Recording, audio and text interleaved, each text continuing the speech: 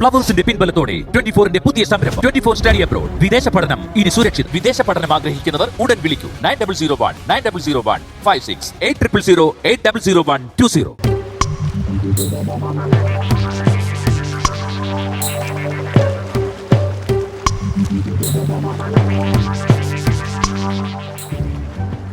കർമ്മി, ഇതിന് എന്തെങ്കിലും ഒരു പരിഹാരം?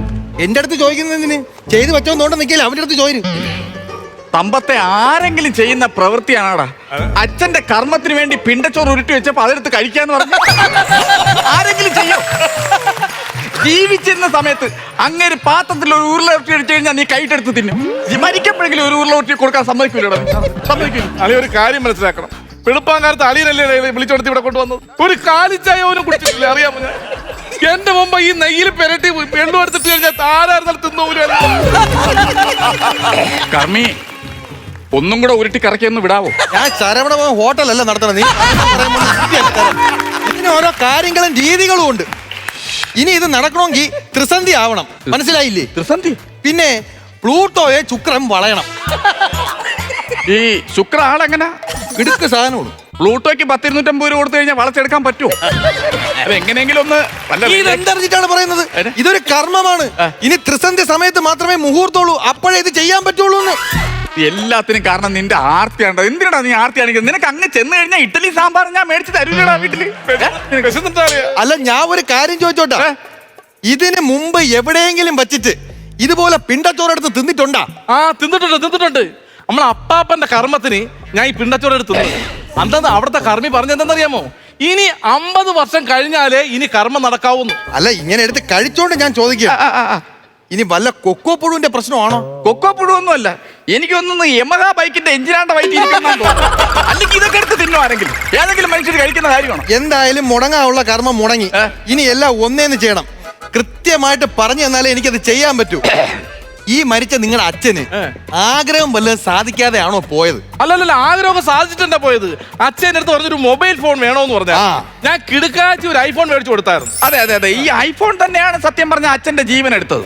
ഐഫോൺ ഇങ്ങനെ എടുത്ത് നോക്കിക്കൊണ്ടിരുന്നു, ഇങ്ങനെ ഒരു വിളി. ഞാൻ നേരെ ഒരു 108 കയറ്റി ആശുപത്രി കൊണ്ടുപോയി. ആശുപത്രി കണ്ടുവന്നപ്പോ ഡോക്ടർ ഐസിയുൽ അങ്ങ് കയറ്റി. ഐസിയു കയറ്റി ഞാൻ അങ്ങോട്ടും ഇങ്ങോട്ടും ഒക്കെ നടന്നു. അപ്പൊ ഒരു നേഴ്സ് വന്ന് പറയുന്നു, വളരെ ക്രിട്ടിക്കൽ സ്റ്റേജ് ആണ് സംഭവം, ഒരാളെ പേര് പറയുന്നുണ്ടെന്ന് പറഞ്ഞു. അയ്യോ, എന്റെ പേരായിരിക്കും. എന്നെ ഭയങ്കര ഇഷ്ടമാണ് എന്റെ അച്ഛന്. അളിയന്റെ പേരൊന്നും അല്ല. അപ്പൊ ചേച്ചിയുടെ പേരായിരിക്കും. ചേച്ചിയുടെ പേരും അല്ലെന്ന്. അല്ലെങ്കിൽ ഭാര്യയുടെ പേര്? അവരാരെ പേരല്ല, ഒരു മൊട്ട ജോണി എന്ന് പറഞ്ഞ ഒരാളിന്റെ പേരാണ് അവർ പറയുന്നത്. എനിക്ക് സത്യം പറഞ്ഞ അങ്ങനെ ഒരാൾ നമ്മുടെ കുടുംബത്തിലില്ല. മൊട്ട ജോണി ഇല്ല. ഞാൻ വന്ന് പലയിടത്തും ചോദിച്ചെന്ന്, ഇവരെല്ലാം ഈ പേര് ചോദിക്കുമ്പോ തിരിഞ്ഞു നടക്കുക. അതാരായിരിക്കും? കർമ്മിക്കറിയോ? പൊട്ട ജോഡിയെ പിന്നെ അറിഞ്ഞൂടത്തത് എന്റെ സീനിയർ അല്ലേ, അമേരിക്കയിലെ വലിയ കർമ്മിയാണെന്ന്. ഒട്ടേലെ കൂടോത്താണ് മെയിൻ. പിന്നെ ഒരു കാര്യം കൂടെ എനിക്ക് ചോദിക്കാനുണ്ട്. മാനസിക സമ്മർദ്ദം വല്ലതും ഈ പുള്ളിക്ക് ഉണ്ടായിട്ടുണ്ടോ? ആ, എനിക്ക് തോന്നുന്നു ഉണ്ട്. കാരണം 3-4 മാസങ്ങൾക്ക് മുമ്പ് നമ്മളെ കുളക്കടവിന്റെ അവിടെ കുറെ പെണ്ണുങ്ങൾ അച്ഛനെ നനഞ്ഞ തോളത്തിന് അടിച്ചിട്ടുണ്ട്. നനഞ്ഞ തോളത്തിന് അടിച്ച് അങ്ങനെ മാനസിക സമ്മർദ്ദം വരും? സമ്മർദ്ദം വരും. നമുക്ക് ഏകദേശം ഒരാഴ്ചയോളം വെളിയിറക്കാൻ തോന്നൂല. ഒരു മമ്പാരവും തലയ്ക്കൊരു മമ്പാരവും, നമുക്ക് ഇവിടുന്ന് ഒരു ചീവിട് പോകണൊക്കെ ഒരു സൗണ്ടും വരും. അല്ല, പിന്നെ അത് മാത്രമല്ല, ഈ നട്ടലിന്റെ ഇവിടെ ഇല്ലേ, ഇങ്ങനെ നീളത്തിന് വേദന ഇറങ്ങി വന്ന് നീര് കെട്ടിക്കിടക്കും. ഉപ്പുകല്ല് അനത്തി പിടിച്ചാലേ ഇത് മാറും. നിനക്ക് അങ്ങനെ അറിയാം? ഇതാണ് ഒരു കാര്യം പറയുമ്പോ അത് എങ്ങനെ അറിയാം? അവസാനം കറങ്ങി തിരിഞ്ഞ് പെണ്ണുങ്ങളെ തോർത്തിനടിയുള്ളത് എന്നതാക്കും അല്ലേ? അതിനല്ലേ? അല്ല, ഞാൻ ഒരു കാര്യം ചോദിച്ചോട്ടെ, പരേതന് എങ്ങനെ 6 അടി പൊക്കമുണ്ട് അച്ഛന്. 6 അടി പൊക്കം ഉണ്ടെങ്കിൽ കർമ്മം തുടങ്ങുന്ന കാര്യം ഇത്തിരി ബുദ്ധിമുട്ടാണ്. എവിടുന്ന് തുടങ്ങണോ ഞാൻ ഇങ്ങനെ ആലോചിച്ചോണ്ടിരിക്കുകയാണ്. കുഞ്ചുവരലയിൽ അങ്ങ് തുടങ്ങാം. കുഞ്ചുവരലയിൽ തുടങ്ങാം. ഇത് പട്ടായല മസാജ് സെന്റർ അല്ല, കർമ്മം. കുഞ്ചുവരലയിൽ അങ്ങ് തുടങ്ങാം. നിങ്ങൾ പെട്ടെന്ന് കർമ്മം ചെയ്യും. എനിക്ക് പെട്ടെന്ന് കോവിലകത്ത് പോവാനാണ്. കോവിലകത്ത് ഒരുപാട് കീഴ്വഴക്കങ്ങൾ ഉണ്ടേ.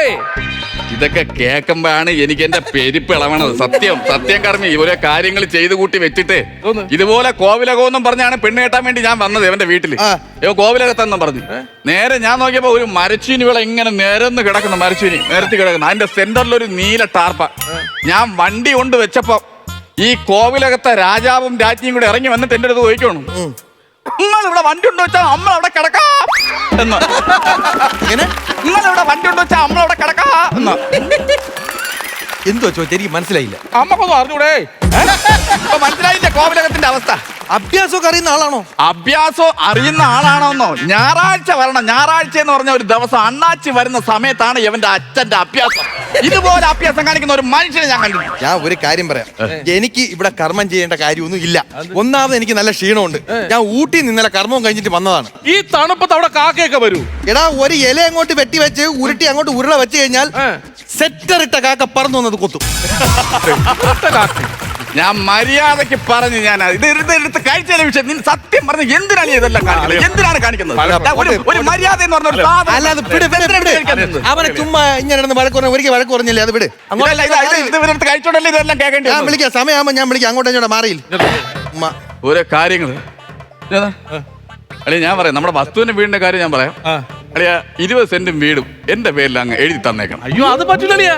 അച്ഛൻ മരിക്കുന്നതിന് മുമ്പ് ഈ വീടും വസ്തു എനിക്ക് ഇഷ്ടദാനം തരാന്ന് പറഞ്ഞതാ. ജീവിച്ചിരുന്നപ്പം പുള്ളിക്ക് നിന്നെ ഇഷ്ടമല്ലായിരുന്നല്ലോ. ഇഷ്ടദാനം തരണം പുള്ളി. അതല്ലെന്ന് അത് എനിക്ക് വേണോ? ഞാൻ ഇളയ മോനല്ലേ അളിയാ, എനിക്കല്ലേ വേണ്ടത്. നിങ്ങൾക്ക് വീടുണ്ടല്ലോ വേറെ. എനിക്ക് ഇതിൽ അവകാശമില്ല അളിയ. എനിക്ക് ഞാൻ ഒരു കാര്യം പറയാം, സത്യം പറഞ്ഞാൽ എന്റെ അച്ഛനെ പോലെയുണ്ട ഞാൻ എന്റെ വൈഫിന്റെ അച്ഛനെ കണ്ടു. ഞാൻ വേറൊരാളായിട്ട് കണ്ടു. ഞാൻ ആ മനുഷ്യന്റെ സത്യം ഇച്ചിപ്പോന്ന് ഇന്ന് വരെ പറഞ്ഞിട്ടില്ല. ഈ ഞാൻ ഫോട്ടോ വേണേ കർമ്മം ചെയ്യാൻ പരേതിന്റെ ഒരു ഫോട്ടോ പറയുമ്പോഴാളിയാ ഇത് തന്നെ മുണഞ്ഞോ. അപ്പൊ നല്ല ജീവിതം അങ്ങനെ ഒരു നല്ല മനുഷ്യൻ സത്യം പറഞ്ഞാൽ എനിക്ക് അത്ര ഇഷ്ടമാണ്. അപ്പൊ നമുക്ക് മൊത്തമുള്ള 20 സെന്റ് 2 നില വീടാണ്. അപ്പൊ ആ 10 സെന്റ് എന്റെ പേരിൽ 10 സെന്റ് തരാം. 10 സെന്റ് അളിയെടുത്തോ? ഞാൻ എടുത്തോളാം. മുകളിലത്തെ നില അളിയനെടുത്തോ? അല്ല, ഒരു കാര്യം ചോദിച്ചോട്ടാ, ഈ മരിച്ചുപോയ ആളെ ഇവിടെ വല്ല മറകു വല്ലതും ഉണ്ടായിരുന്നാ? മറുകുള്ള ആള് തന്നെ, മറുകുള്ള ആള്. അപ്പൊ അത് തന്നെ. വേണ്ട നില അളിയന്, താഴെ നില എനിക്കും. ഓക്കെ 10 സെന്റ് കറക്റ്റ് ആയിട്ട് വീതിക്ക്. അല്ല, ഒരു കാര്യം ചോദിച്ചോട്ടാ, ഈ മരിച്ചുപോയ ആളെ ഇവിടെ ടാറ്റു വല്ലതും, ശൂലത്തിന്റെ ടാറ്റു വല്ലതും കുത്തിയിട്ടുണ്ടോ? ഇപ്പൊ നമുക്ക് അങ്ങനെ തീരുമാനിക്കാം. വലിയ മാമയെ കൊണ്ട് സമ്മതിപ്പിക്കേണ്ടത് നമ്മൾ. അല്ല, പേപ്പർ വർക്ക് ഒക്കെ ചെയ്യണം, പെട്ടെന്ന് ചെയ്യണം. അതെ അതെ. ഒരു കാര്യം ചോദിച്ചോട്ടാ, ഒരു മിനിറ്റ് നിൽക്കണേ. ഇവൻ എന്തൊക്കെ ഉണ്ട്? എന്താ കാര്യം എന്തോന്നാണ്? വീതം വയ്പ് കഴിഞ്ഞ? അല്ലല്ല, സംസാരിച്ചപ്പോൾ ഇടയിൽ കയറി വന്നത്. അല്ല, എങ്ങനെ വീതം വയ്ക്കാൻ പരിപാടി? രണ്ടാക്കാനുള്ള പരിപാടിയാണ്. പറ്റൂല, അത് 3 ആക്കണം.